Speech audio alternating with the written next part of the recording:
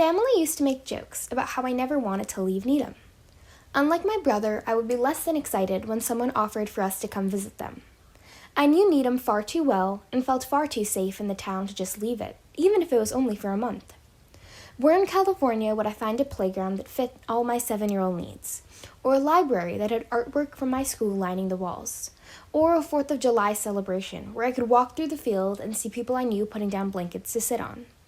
As I grew up, Needham turned into this town that was warm and friendly and was perfect. However, the allure of peacefulness and plenty has equaled a perfect town in my head for far too long. I would argue with my parents when they commented about the lack of diversity at our school chorus performance. And I took a defensive stance on every subject revolving around Needham before our conversation started. This last year, the thin layer that masked the town was peeled away from me. The conversations about race that had been amplified around the world arrived in Needham. Not to say that people hadn't had these conversations before, but now I was old enough to open my eyes to the different perspectives.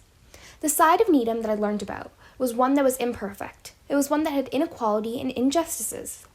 So yes, the town of Needham is no longer perfect in my eyes.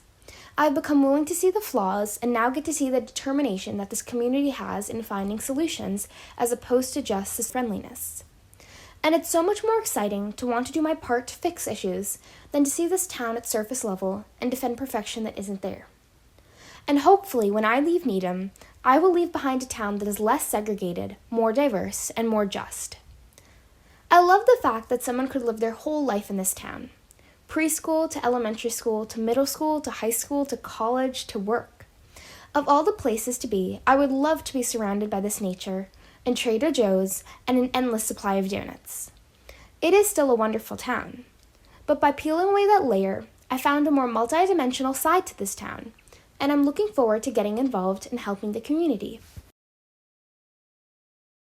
Hello, and welcome to Moving Forward Together with Equal Justice in Needham.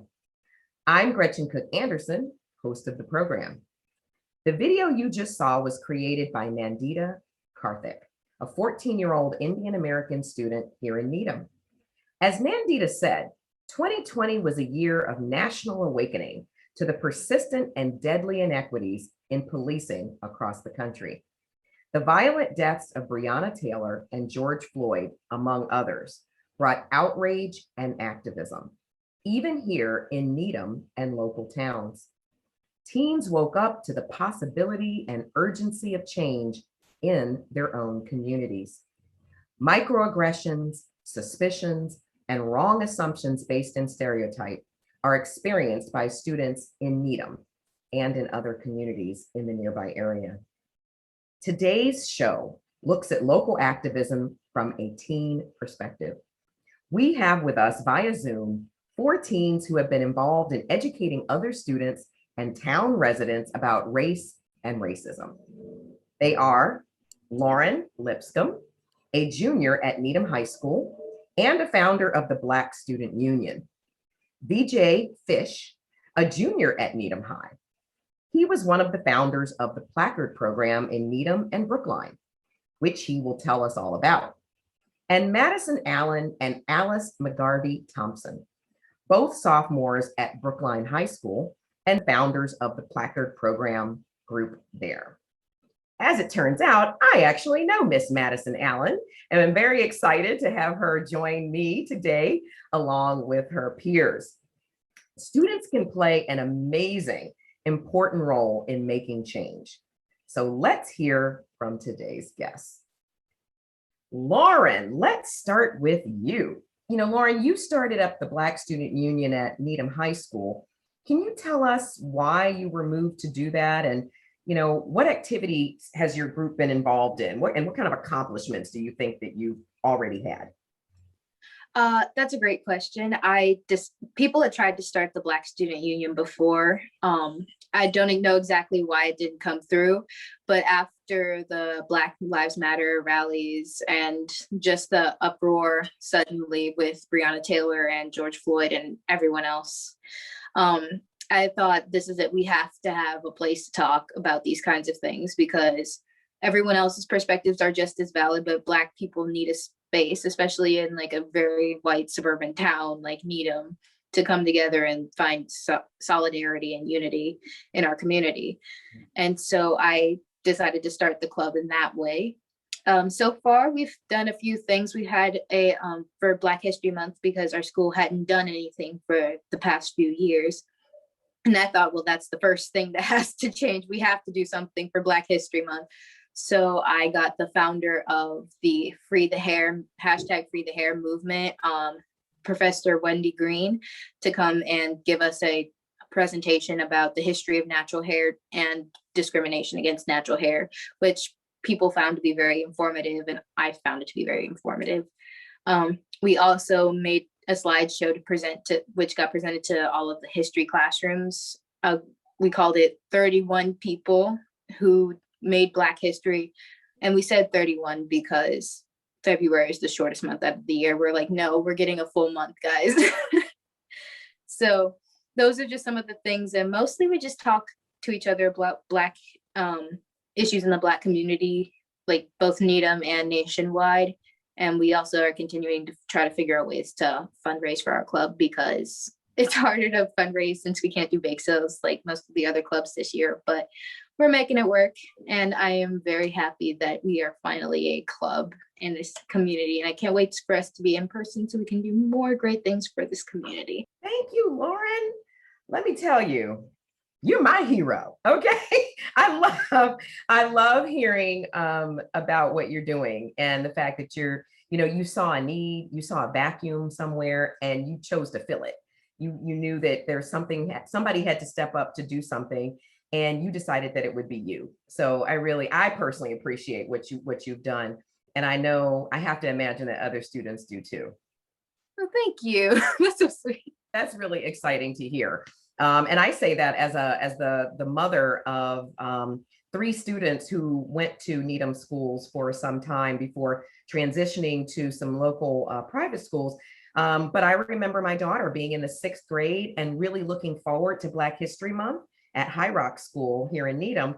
And there was no Black History Month that was celebrated at the time several years ago. And so I remember how disappointed she was about that. And so it's really exciting to know that a young woman like you is making a change in that, not only at the high school, but I bet you that change will reverberate to the other schools as well. So thank you again. So I have a question that really is posed to anyone who's interested in answering. What motivated you to get involved in student activism? And what are some of the specific injustices or incidents that you've experienced or heard about from friends? So it's kind of a 2-parter. Yeah, I'd love to answer. Thank you. So, as a young Black woman in America, I face injustices regularly.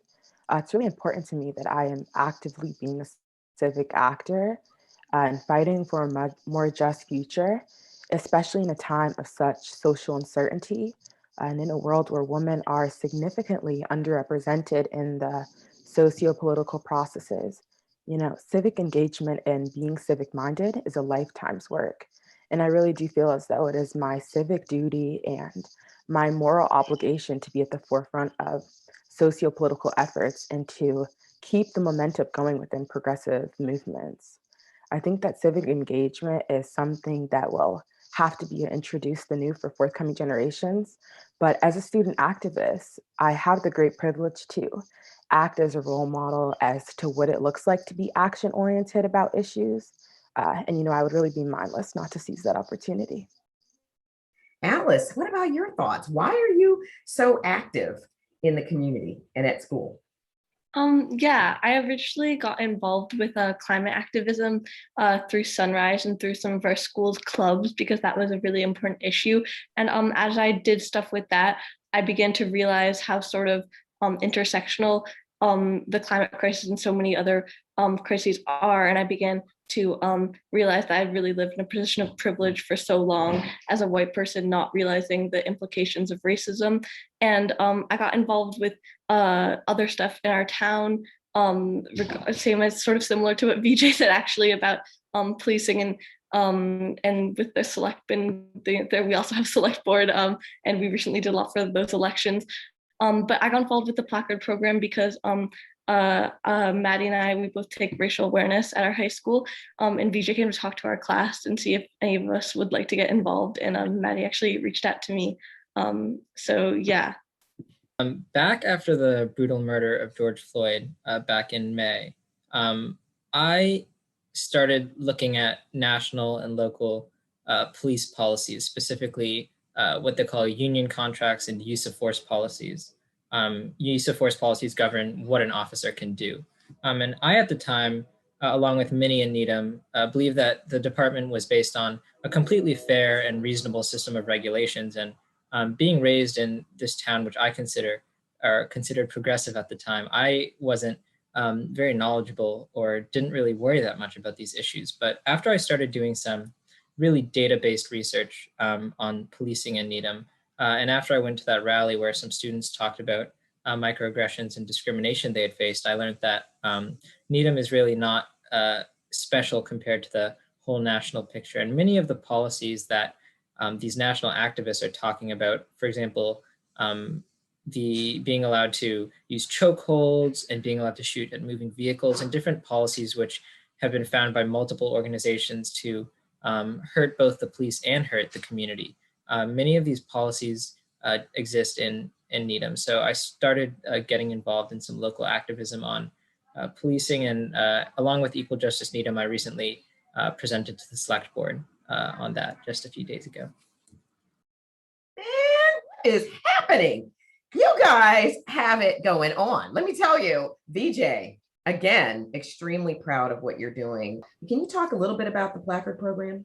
Yeah, sure. So the Placard Program started in Needham after this rally that we mentioned, where some students talked about some experiences. And if I remember correctly, one of them was when they were young, the Walgreens clerk emptied their backpack to see if anything had been stolen. So we realized that discrimination in public spaces is commonplace for people of color throughout the United States, Needham included, whether it be being followed around the store or, for example, I know that beauty products for people of color are often handled differently and even sometimes locked up compared to beauty products that more white people use. So we realized that there had to be some solutions.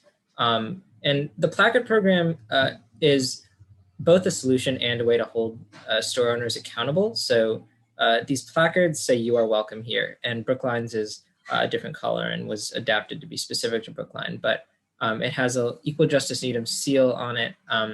And we tried making it look professional to get the store owners to be willing to put them up. And they have a QR code with a link with some resources where you can file a report.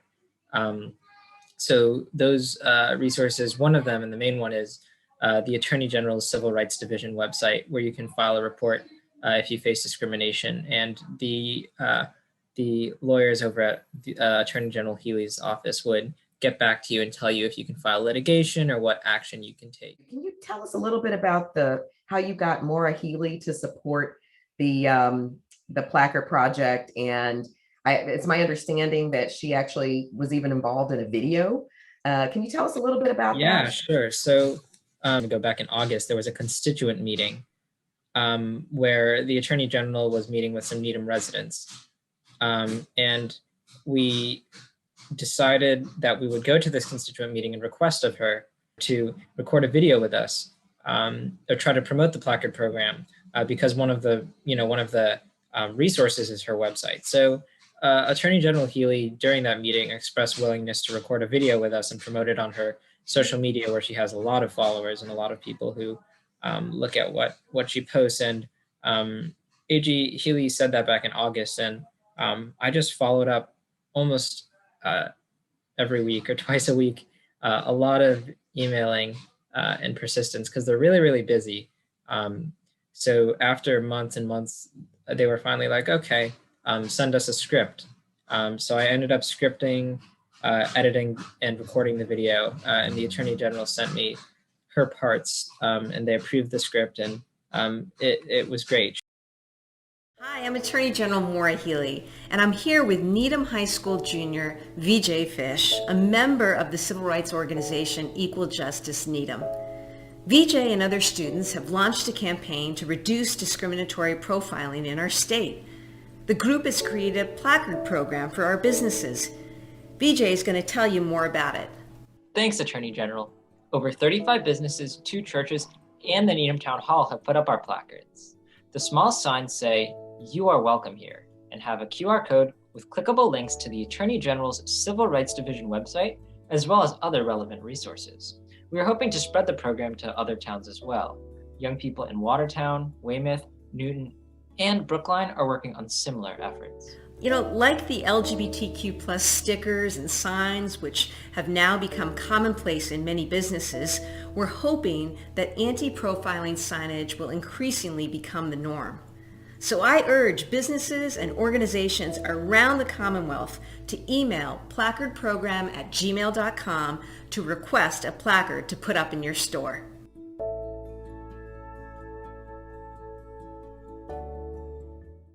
One thing that really motivated us to continue working on it was a recent case in Needham where Marvin Henry, who works at a local massage, was treated unfairly by the police.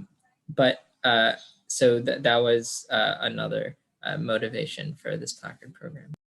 I did want to mention, VJ, that because you mentioned Marvin Henry, he's a friend of mine and has become a friend of mine, I guess you could say. Unfortunately, as a direct result, I mean, the outcome of the friendship is wonderful, but it has been as a direct result of the incident in Needham. And there were a group of us who decided that something needed to be done with regard to the incident that traumatized and affected him. And so he and I became friends as part of that process last year. That was last winter, as a matter of fact, winter of 2020. So thank you so much for mentioning that as an example of why the placard program is so important.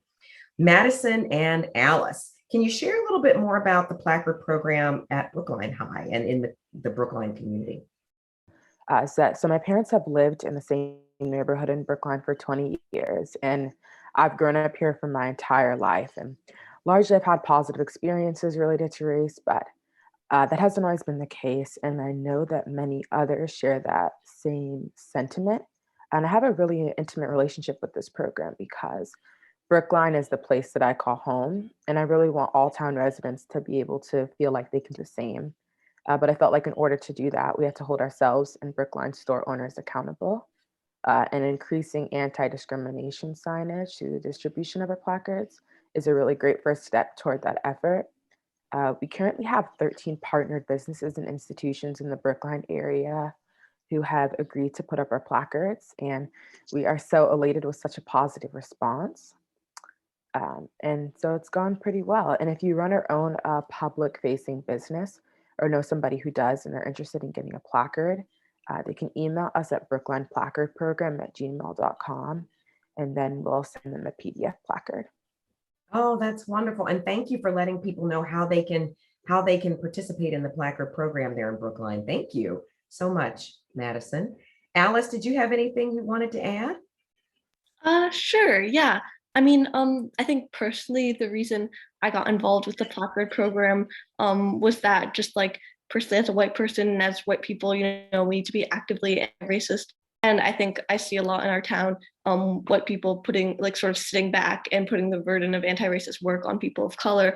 And I think we need to use this sort of arbitrary privilege that whiteness has given us to eradicate and abolish the racist systems that, were created and perpetuated by white people. And I guess the reason this placard program is especially important to me is sort of really everything Matt had said about accountability and transparency for for store owners, for like people at stores.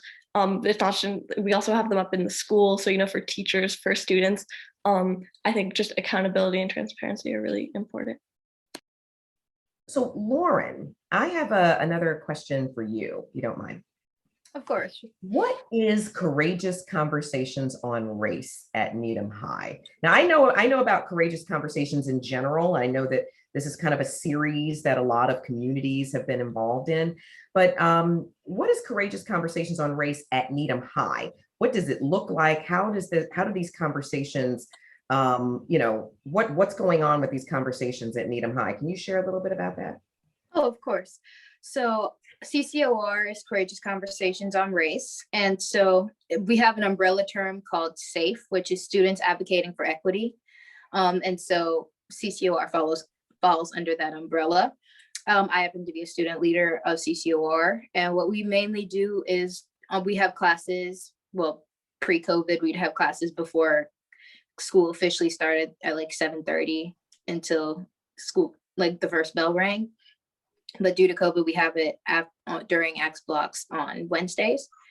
And we talk about racial issues that are going on as well. So things like George Floyd and the like the new case that was brought up and the various things that were going on with that. And our main goal, which we did fairly recently, we mainly put things together and create a curriculum in order to teach ninth grade students. And we go into their classes and break down the basics of racial racism and help promote racial awareness. And we teach them the basics of race and racism and like, oh, how to identify racism, how to avoid being racist, how to be an anti-racist, because that's the most important thing, and how to react in these kinds of situations where you can't be complicit, because just being complicit is being like just adding to the system. So we try to start that early so that way, because we want to continue to do that, because the ninth graders are eventually going to become sophomores, juniors, seniors. And so we want everyone to have at least gone through that cycle at least once in their high school career, so that we can help make a better community at Needham High. You know, when we reflect back on the activities of last summer, you know, my daughter and I, we were out and about participating in many of the rallies in the local area as well, and felt really good about really jumping in and being part of that. But, you know, as we all know, it's about the rallies, and then it's also about all of the activism and action that happens after the rallies that really begins to make a difference. After folks have gotten attention around particular causes. So in reflecting on that, how have things changed since the Black Lives Matter movement really took off last spring, not only around the country, but around the globe? So what do you all think about, has anything changed, and if you feel that anything has, what has in your view? Lauren? For me personally, I feel like people are starting to get more on track with how to deal with injustice. So like, I feel like the Black Lives Matter movement was an awakening for most people. Personally, I'd already been invested in the Black Lives Matter movement since Trayvon Martin, since I was able to comprehend the idea of race and racism.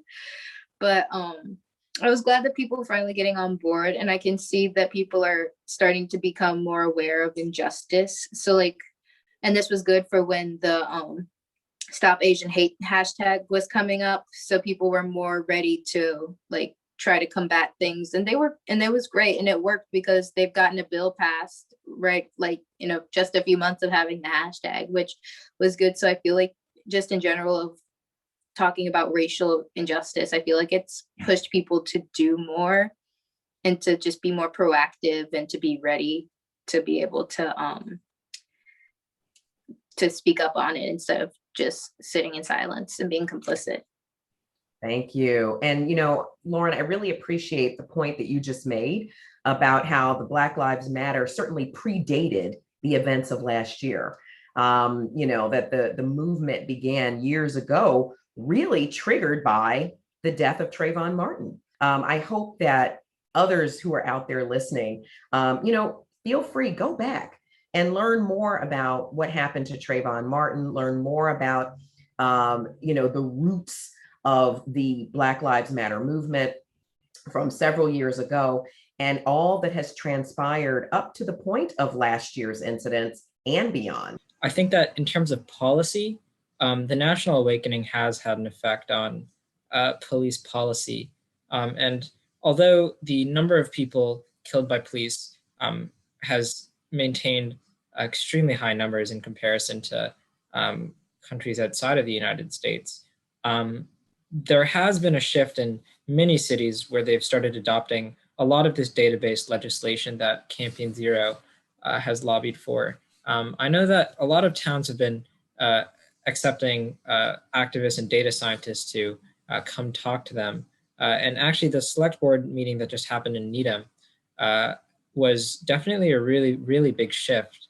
It was pretty easy to tell that many on the select board, although 2 of them are new, many of them hadn't had this kind of criticism of the policies and data behind the police. And I think one of them even mentioned that there hadn't even been much conversation just a few years ago, and people weren't really looking into these issues. So I think that change is coming even in Needham, and we hope that Equal Justice Needham hopes that we can actually get back there to work on police reform. And I think that a lot of this police reform efforts can lead into other efforts as well. For example, with the Placard Program in Brookline, I met with the town government. They have a diversity, inclusion, and community relations board, and they expressed willingness to spread the placards around Brookline. So I think all of these policy changes and lobbying to different local political structures is really working. BJ, you're probably already aware of the fact that this year there was a sea change in the number of Needham residents who voted in our local town election. It was a huge difference over the previous town election as far as the number of people who came out. And I happen to also be a proud new elected member of our town meeting as part of that movement. So I hope you all already know that your voices are essential to the work that is important to you, right? Your voices, your actions as individuals and collectively with others is super, super important. We need more young people who are involved. Yours is an activist generation. That is very exciting for me as well. I hope that it is for you too. And I hope that you're proud to be part of such a wonderful activist generation. So before we go today, I want to encourage everyone who's watching to please participate in a poll, very short poll. It'll take you probably less than 5 minutes. So again, thank you all for your work. I hope the rest of the school year goes really well for you. Have an amazing summer. Keep up the good work. And thank you everybody for joining us. Black Lives Matter!